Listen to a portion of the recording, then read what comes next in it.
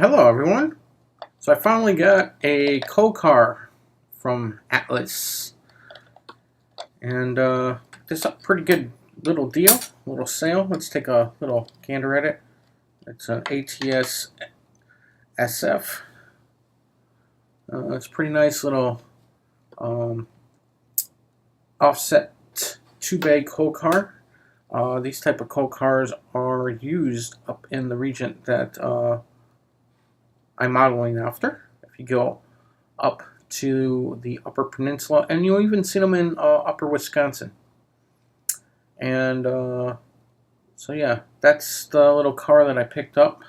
It does have a coal insert in it. You can take the coal insert out, apparently. I don't know exactly how, and I'm not going to actually even try.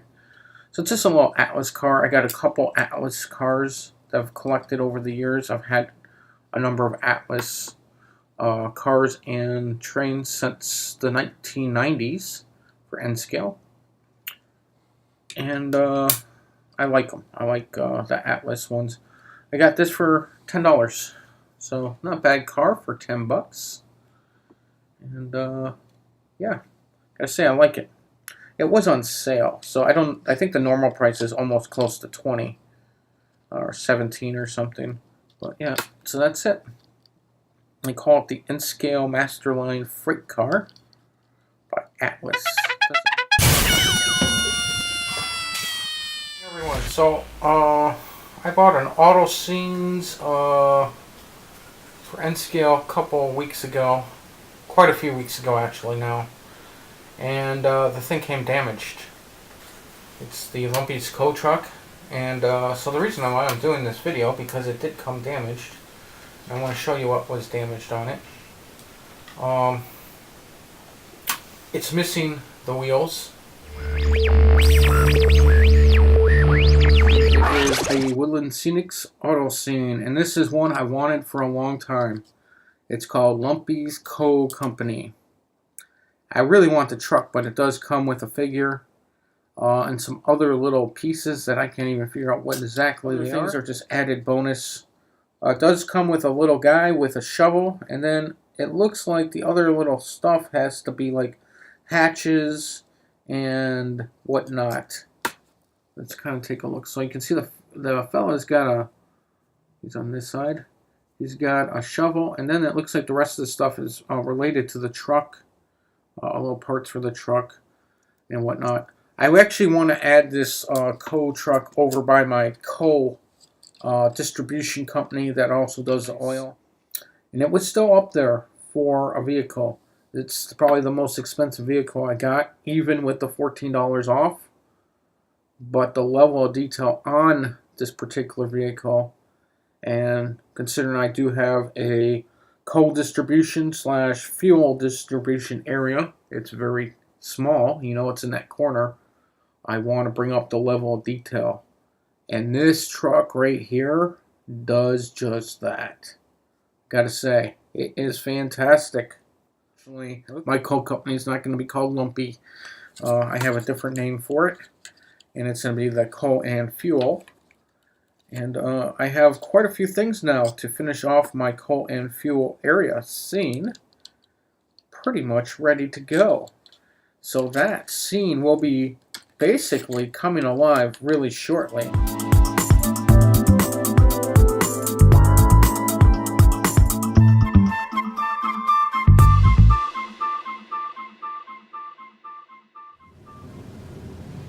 Let's see if this will take. Took quite a bit of the paint off.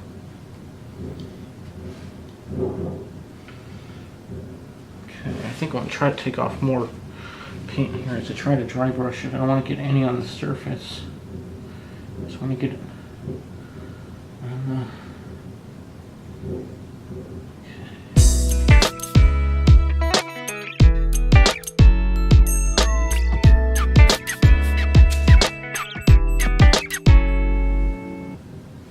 I'm going to try what I have on the brush right now. I think I'm going to need more, and then I'll do a little bit more of a dry brush on top of that. So.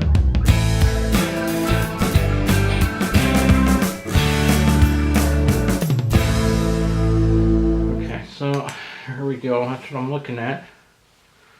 Right there. And just dry brushing it on there.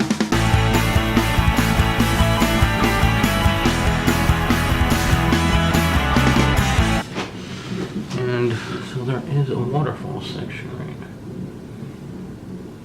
right here. You can't see it, but if we paint it, adding the dry brush to it, we should be able to make it look like it appears.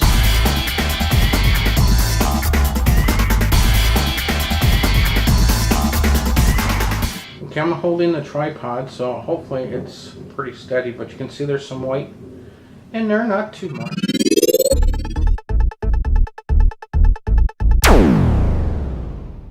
Good afternoon, everyone. So I picked up a new little structure for my layout. This is like an RV camper trailer, which is something that is seen in the upper UP quite more than you can imagine. But I'm going to show it off anyways because it's a structure I'm going to be putting in my layout. So it is a just plug light up structure. And so here we can take a look at it unlit up from the front side. And I'm just going to turn it around. You can see that there's a lot of little details on it. And that side. And then here is from the top. And I am told these roof sections come off, so we will open those up in a little while. And that's the underside. So they look like there's some tires there, and there are looking like 2 lights going in there. And then there's a little porch off to the front here with 2 chairs and a grill. And then there's little stairs going to the back here.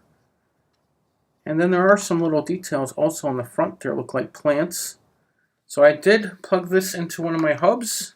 So doing a hub here with this plugged in.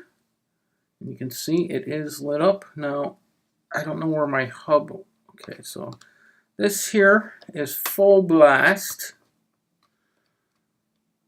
And I'll turn it down a bit.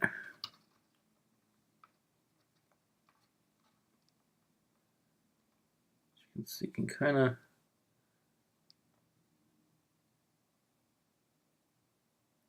it lights up, and it does light up all the way around, so there are lights.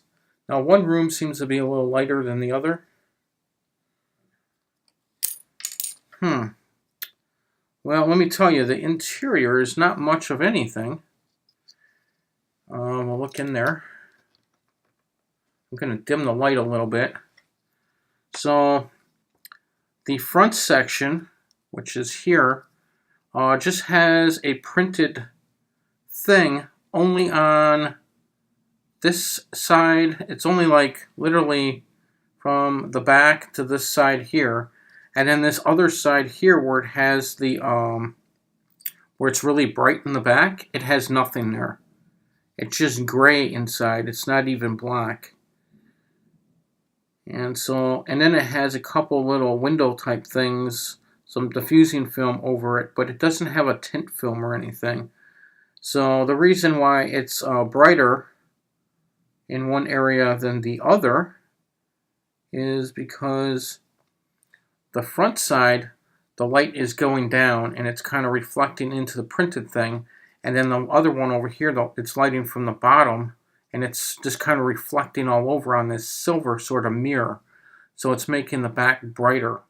Okay, so here, so you guys can see the inside, what I'm talking about. See how it's printed paper on one side and then there's really nothing? You can see how, like right up in here, there's some light leakage at the top of the roofs. Like right there. Right there and right there, it's leaking out light.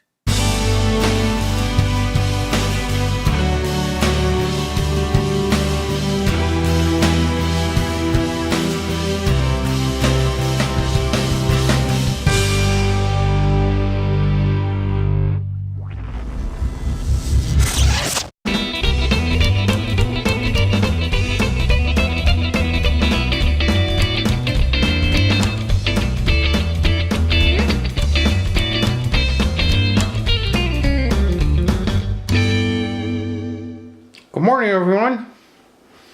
So I've been out of town for over a week, meaning I was not able to work on a layout for a week. So the white water stuff I put on the back by the boat. I added also some to the waterfall section. It doesn't look like a lot when you look at it from here. You can't really tell. I just did a dry brush on it. It's there, but it's hard to see. I do have to add more of that white water down in here now. The thing is, I wasn't 100% sold on the surface water down there, so I added some more. A lot of time on this. It just takes a long time to dry is really the problem. But I have those guardrails in. I need to put some more guardrail in right up in this section, so I'm looking to do that this week.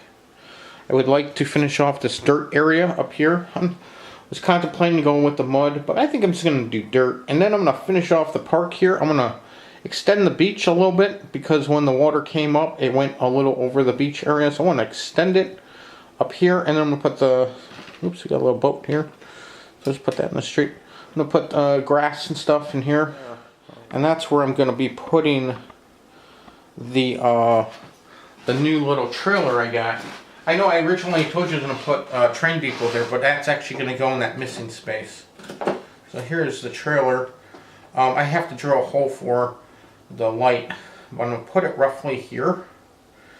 And I want to extend somewhat of this mountain right where my hand is. Not a lot, just a little bit, because it's got a weird contour right here. And I think if I add like a little, somewhat of a hill kind of coming down here, it just make it look better. And then there's going to be a little tiny road for, I think first thing I might want to do is do the last of the wires here.